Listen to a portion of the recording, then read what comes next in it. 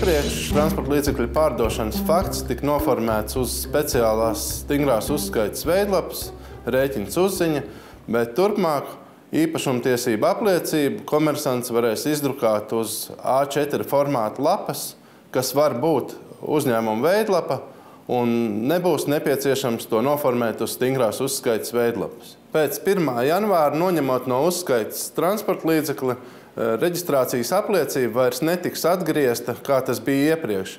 Taču komersantam apliecībā ir jāizdara atzīme par īpašumtiesību nodošanu ieguvējam. Šajā gadījumā komersants pats atgriež reģistrācijas apliecību un ieraksta informāciju par īpašumtiesību nodošanu ieguvējam. Un komersantam būtiski ir iegaumēt, kad apliecībai ir jāatgriež augšējā, apakšējā mala un zaļā mala sānos. Iepriekš iegādātās rēķinu uzziņu veidlapas varēs izlietot vēl 2016. gadā. Atgādinām, reģistrācijas apliecība jāatgriež gar zaļo malu.